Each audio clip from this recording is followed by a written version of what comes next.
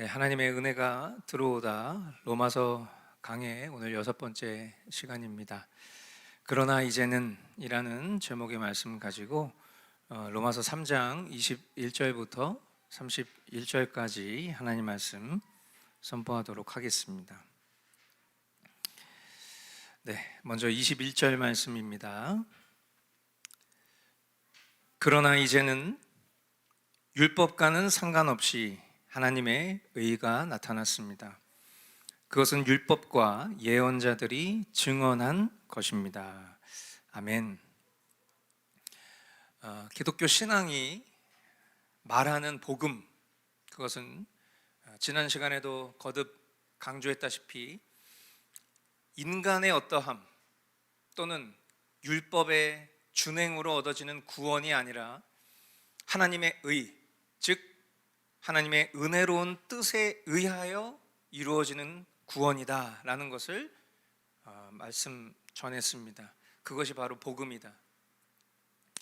사람의 최선이나 공로 또 노력, 율법을 잘 지키는 것으로 만일 우리가 구원을 얻는다면 우리 중 누가 이 죄된 사망으로부터 구원받을 능력이 있겠으며 그것을 어찌 복음, 말 그대로 기쁜 소식이라 부를 수 있겠는가? 저와 여러분들이 살아가는 지금 이 순간에도 우리는 치열하게 결국 다 썩어 없어질 것들이지만 유한한 것들이지만 그런 유한한 것들을 얻기 위해서 소유하기 위해서 더 높은 곳을 향해 가려 하고 보이지 않는 경쟁 속에서 살아가고 있는데 영원한 생명을 얻는 일도 만일 이런 인간의 어떠함이 되어야 한다면 그것만큼 절망적이고 불가능한 일이 어디 있겠습니까? 그러나 하나님이 제정하신 복음은 그러함에도 불구하고 인간의 뜻은 늘 그 반대의 복음을 말하려 합니다. 심지어 이런 하나님의 의를 인간은 또 다시 자신의 의로 돌리려 하는 우둔한 시도를 하고 있지만 오늘 말씀의 제목과 또 21절 본문 서두에 나오는 이 그러나 이제는 이라는 이 표현대로 율법과 상관없는 하나님의 의가 사도 바울을 통해 만천하에 드러나는 순간이 오늘 우리가 보고 있는 본문이 되겠습니다. 그러나 이것은 구약을 통해 계속하여 드러났던 율법 그리고 선지자들의 증언과 전혀 다른 것이 아닙니다. 하나님은 한 분이십니다. 그리고 영원 전부터 존재하셨던 하나님이십니다. 그 하나님은 구약이나 신약이나 동일하신 분이십니다. 하나님의 뜻, 하나님의 의는 하나님의 그 언약 속에 담겨져 말 그대로 구약과 신약이라는 시대 속에서 동일하게 임하였고 또 하나님의 언약 즉 복음의 본체를 계속하여 증언했던 것들이 이제 예수 그리스도로 말미암아 그 언약의 실체가 율법의 실체가 확연히 드러나는 것입니다. 이사야 53장 11절 말씀 고난을 당하고 난 뒤에 그는 생명의 빛을 보고 만족할 것이다. 나의 의로운 종이 자기의 지식으로 많은 사람을 의롭게 할 것이다. 그는 다른 사람들이 받아야 할 형벌을 자기가 짊어질 것이다. 마태복음 5장 17절 예수님 말씀하셨습니다. 내가 율법이나 예언자들의 말을 폐하러 온 줄로 생각하지 말아라. 폐하러 온 것이 아니라 완성하러 왔다. 아멘. 예수님께서 그 약속의 본체, 언약의 본체가 되셔서 이제 그 구약의 모든 율법과 선지자들이 예언했었던 그 실체로서 이제 우리에게 율법의 완성이 되시러 오셨다 말씀하셨죠. 사도 바울은 이것에 대해서 더욱 강력하게 피력합니다. 22절로 24절 말씀 그런데 하나님의 의는 예수 그리스도를 믿는 믿음을 통하여 오는 것인데 모든 믿는 사람에게 미칩니다. 거기에는 아무 차별이 없습니다. 모든 사람이 죄를 범하였습니다. 그래서 사람은 하나님의 영광에 못 미치는 처지에 놓여 있습니다. 그러나 사람은 그리스도 예수 안에서 얻는 구원으로 말미암아 하나님의 은혜로 값없이 의롭다는 선고를 받습니다. 아멘. 사도 바울은 하나님의 의에 대하여 설명합니다. 그것은 지금 계속하여 사람들의 인식 속에 자리 잡고 있는 인간의 어떠함, 인간의 공로, 그것을 대표하는 의미로서의 율법에 대해서 설명하고 있는 것입니다. 하나님의 의는 인간의 어떠함이 아니라 예수 그리스도를 믿는 믿음이다, 그렇게 강조하고 있습니다.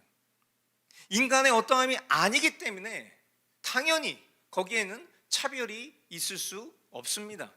남녀노소, 지위, 고하를 막론하고 모든 인간은 하나님 앞에서 죄인이기 때문에 동등한 위치고 의인은 없고 모두가 하나님의 영광에 못 미치는 처지에 놓여 있으므로 인간 스스로 할 수 있는 것이 없는 것 또한 동등한 지위를 가지고 있다는 것이죠. 이런 죽어 마땅한 사망에 놓여져 있는 그런 인간 앞에 하나님의 의에 충족되어 의롭다는 선고를 받을 수 있는 사람은 누구냐?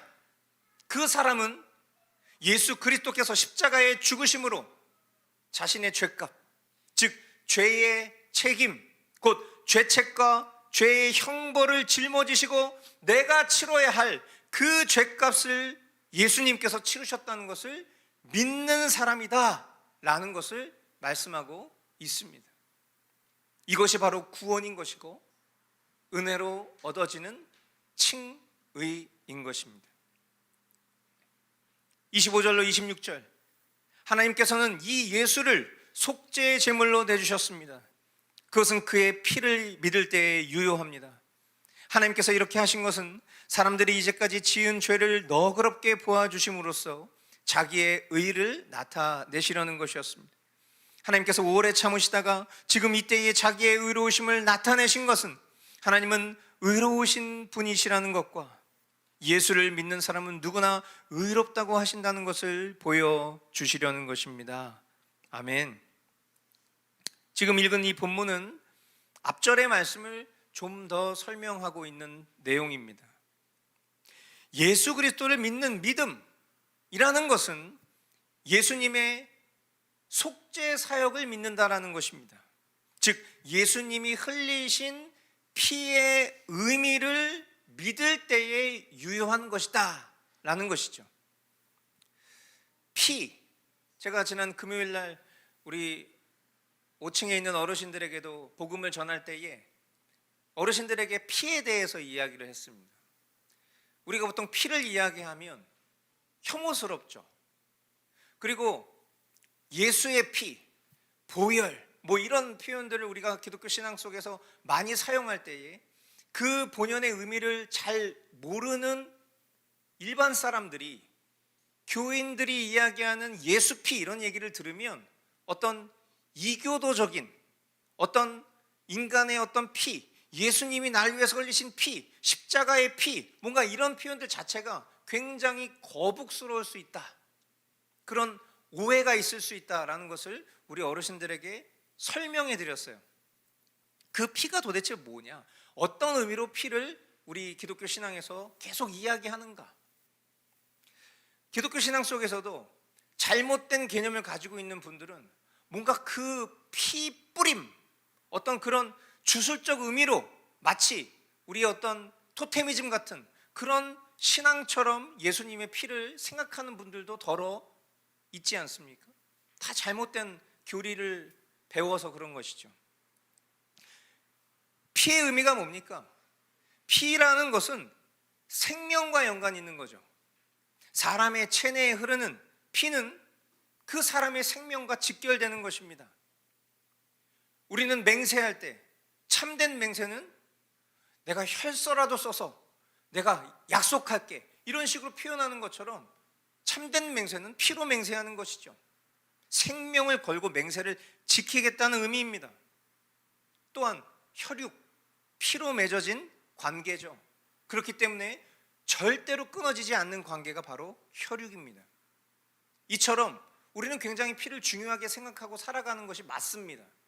그런 측면에서 예수님이 십자가에서 죽으시며 흘린 그 피의 가치는 결국 우리를 향한 하나님의 사랑을 보여준 하나님의 의라는 것입니다. 우리가 이제껏 살면서 지은 죄, 또 우리가 앞으로 살아가면서 짓게 될 죄, 이 모든 죄에 대한 대가를 치른다면 그것이 우리 한 사람의 죽음으로 정산이 되겠습니까? 만일 하나님께서 그 정산을 우리에게 물으신다면 우리 중 누가 그 정산을 치를 만큼의 죄 없거나 하나님의 공의를 충족할 만한 의로운 자가 있겠습니까? 그래서 본문이 이렇게 얘기하는 겁니다. 하나님께서 이렇게 하신 것은 사람들이 이제까지 지은 죄를 너그럽게 보아주심으로써 자기의 의를 나타내시려는 것이었습니다. 아멘. 하나님의 너그러우심이 자신의 어떠함으로 해결하려는, 또는 하나님을 진노의 심판자로 두려워하는 그런 오해에 사로잡힌 이들에게 드러나는 복음의 메시지인 것입니다.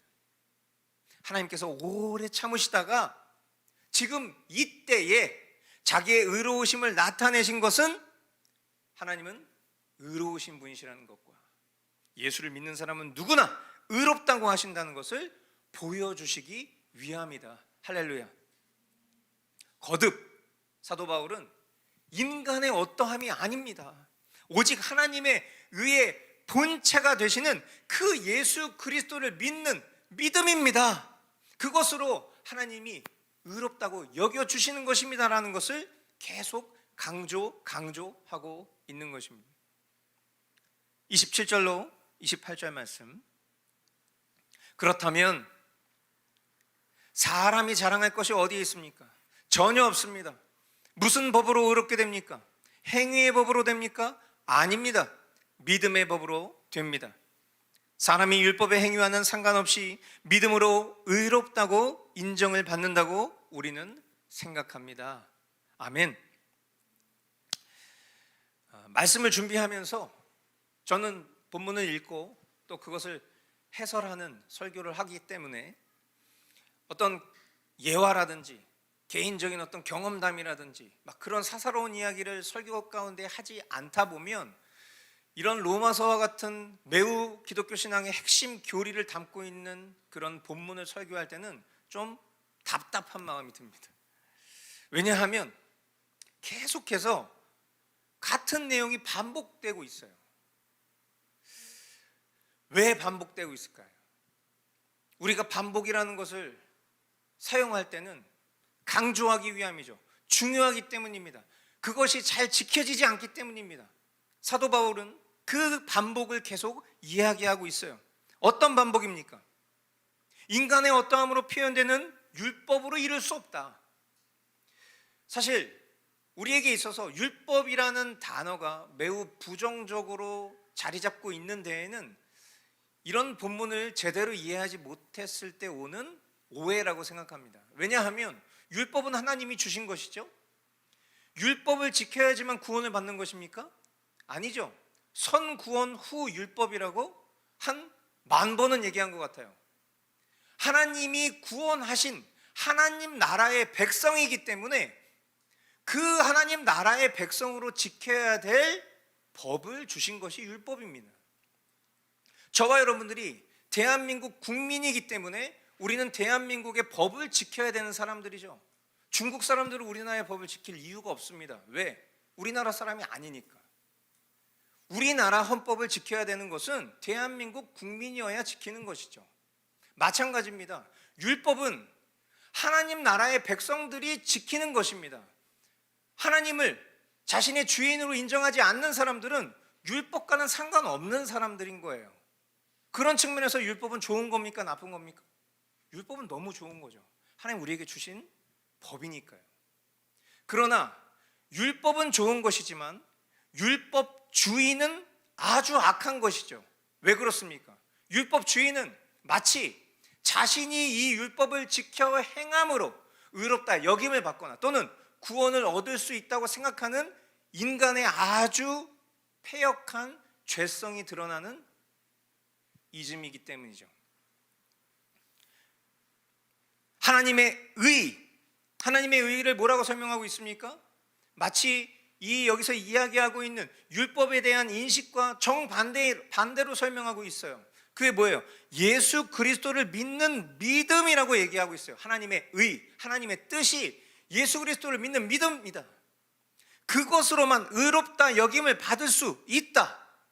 그것이 구원이고 구원 얻는 복음이다 라는 것을 지금 이 본문을 통해서 굉장히 반복적으로 이야기를 하고 있지만, 왜 이렇게 사도 바울은 그것을 강조하는 것일까를 조금 더 생각을 해보자면, 첫째, 인간 내면의 죄성이 이 복음을 믿으려 하지 않기 때문이라는 것입니다.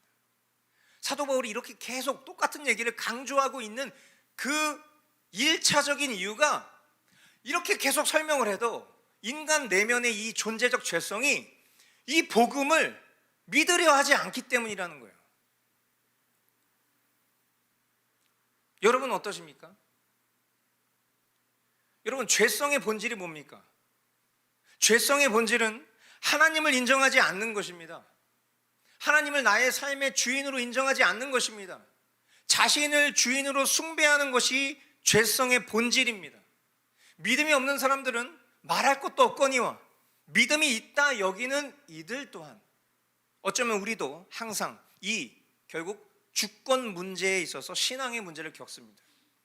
우리가 조금만 방심하면 어느 순간 자신의 삶을 책임지려고 하는 그런 죄성 가운데 살아가고 있기 때문에, 그것으로부터 돌이켜 회개하는 것은 나의 삶의 주인이 하나님이시라는 것을 인정하는 자리로 돌아가는 것이 회개 아니겠습니까? 우리도 겪고 있는 문제죠. 심지어 구원론에 있어서도 신인 협동설, 이런 하나님과 인간이 합력하여서 자신의 구원을 이룬다라고 말하는 구원론을 오늘날도 많은 사람들이 그것이 신학적으로 어떤 개념인지 이해하지도 못한 채 그런 공로주의에 빠져서 살아가고 있잖아요. 인간의 자유의지에 강조를 두는 신학들도 마찬가지입니다. 결국 이러한 인간의 어떠함에 구원을 두는 것이 결국 하나님이 말씀하시는 복음으로 믿지 않는 증거인 것이에요. 오늘 2부 교리 시간에 우리가 영원한 하나님의 선택에 대해서 또 배우겠지만 같은 내용입니다. 하나님의 섭리 가운데 오늘 일부 공동체 이 예배의 설교와 또 2부 교리 교육이 같은 길을 이야기하고 있어요. 하나님의 완전하신 선택을 말하고 있다고. 이처럼 강조하고 또 강조하여도 결국 마치 회귀 본능처럼 죄된 자리가 뭡니까?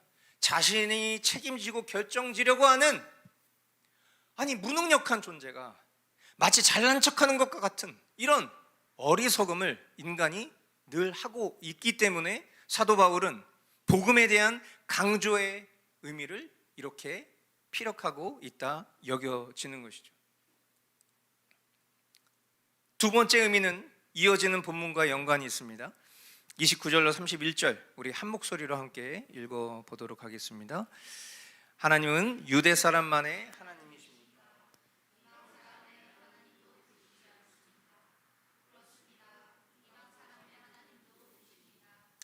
참으로 하나님은 오직 한 분뿐이십니다. 그러므로 하나님께서는 할례를 받은 사람도 믿음을 보시고 의롭다고 하시고, 할례를 받지 않은 사람도 믿음을 보시고 의롭다고 하십니다. 그러면 믿음으로 말미암아 우리가 율법을 폐합니까? 그럴 수 없습니다. 도리어 율법을 굳게 세웁니다. 아멘.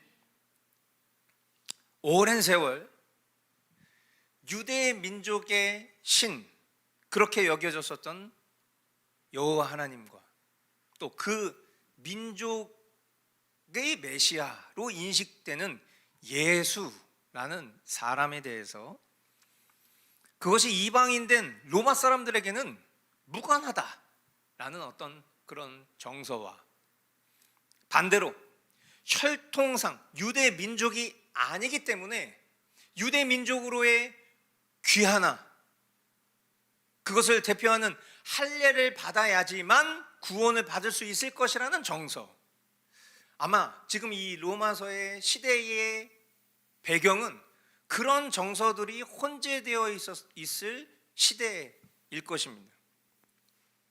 우리나라도 과거 외국 선교사들이 처음 복음을 전하러 왔을 때 우리나라 조상들이 어떻게 생각했겠어요? 여호와라는 어떤 외국 신, 그렇죠? 예수라는 외국 귀신 믿게 한다, 이런 식으로 이해하는 분들이 있었던 것과 아마 같은 이치였을 것입니다. 지금 이 로마서의 배경이 되는 그런 상황은 그렇죠. 그러면 결국 어떤 싸움입니까? 뭔가 나와는 상관없는 것으로 복음이 선포가 됐을 때 그거는 니네 나라 얘기잖아, 니네 나라 신에 대한 얘기잖아, 니네 민족의 메시아에 대한 얘기잖아, 이런 식으로 뭔가 복음을 배척하거나 내가 생활하는 문화에 그럼 그 기독교라는 신앙을 흡수해서 본질을 훼손한 채 내 방식대로 믿으려 하거나 아니면 그럼 나도 이스라엘 사람이 돼야 되겠다, 뭔가 이스라엘 사람이 되려고 하거나. 여러분, 지금 제가 이 세 가지로 이렇게 말했던 것들이 시대와 역사 속에서 그 형태와 모양이 조금 다를 뿐이지 지금도 우리가 이렇게 신앙생활하고 있을 가능성이 되게 높은 거예요. 복음을 복음으로 받아들이려 하지 않는 인간 내면의 이런 완악함들은요, 항상 복음을 자기 방식대로 해석하고 이해하려고 하는 것입니다. 나랑은 상관없어, 나는 대한민국 사람이고 나는 조상신 섬길 거야, 이런 사람들이 있는 거예요. 그러니까 복음이 전파가 돼도 그 복음 나랑 상관없는 것으로 여긴다는 거예요. 또 어떤 사람이 있습니까? 그럼 나는 한국 사람이니까 한국 문화에 맞춰서 뭐 제사도 좀 드리고, 제사 지내는 건 당연히 어른 공경하는 거고, 하나님이 그것도 인정 못해? 이게 한국 사회에서 살다 보면은 뭐 술도 먹어야 되고 뭐 흡연도 하고 그게 뭐 그렇게 큰 죄는 아니잖아. 근데 나는 주일 가서 하나님 앞에 잘못했습니다 하고 나는 점검하고 신앙생활 그렇게 하고 있어요. 이런 식으로 뭔가 자기 중심적인 본질을 훼손하는 신앙으로 타협하려고 하거나, 우리가 최근에 수련회를 통해서도 배웠지만 기독교 유대주의, 복음을 알고 있는데 왜 혈통상 이스라엘 사람이 되고 싶어 하는 거죠? 왜? 구약을 보니까 뭔가 이 이스라엘 민족만의 특별함이 있는 것 같아요. 하나님이 그들을 택하신 이유가 있을 거예요. 그 이스라엘 민족이 되기를 원합니다. 이런 어떤 관념에 사로잡힌 사람들,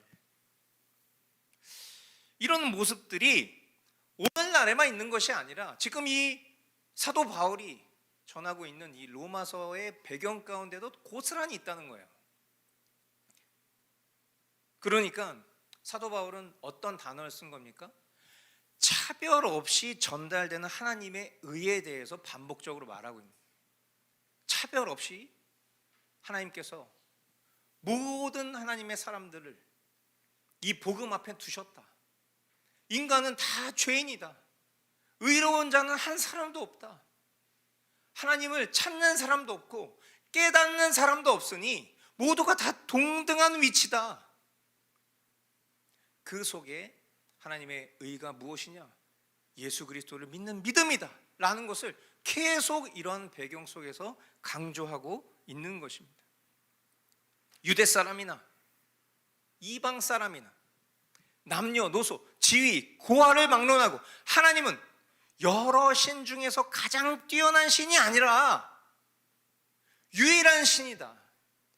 각 나라별로 자신들이 믿는 신이 있으니까 그 여러 많은 신 중에서 제일 힘센 신이 이스라엘 여호와 신이구나, 이렇게 생각하는 그런 다신주의적 사고가 아니라 그건 다 허상일 뿐, 실제로 존재하지 않는 신일 뿐, 유일한 신은 오직 하나님 한 분뿐이시며 자신의 어떠함이 아니라 오직 예수 그리스도를 믿는 믿음으로 예수님께서 나의 죄를 대신하여 십자가에서 죽으신 그 대속을 믿는 믿음으로 하나님의 의롭다 하심을 얻었다라는 이 구원의 복음이 오늘 사도 바울이 전하는 복음의 정수인 것입니다.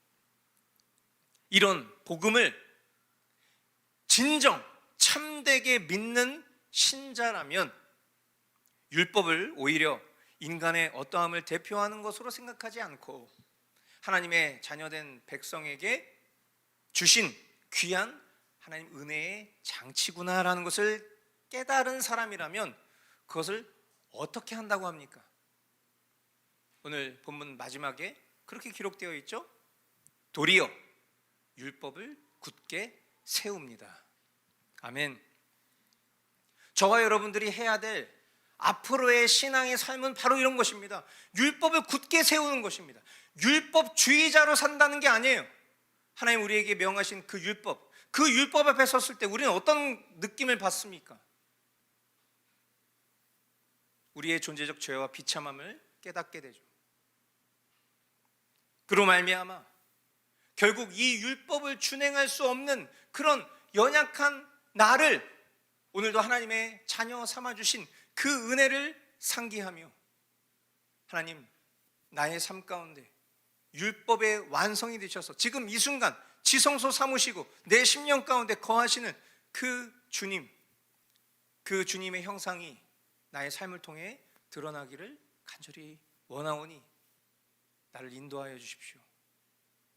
그런 율법을 굳게 세우는 기도와 삶을 살아가지 않겠습니까?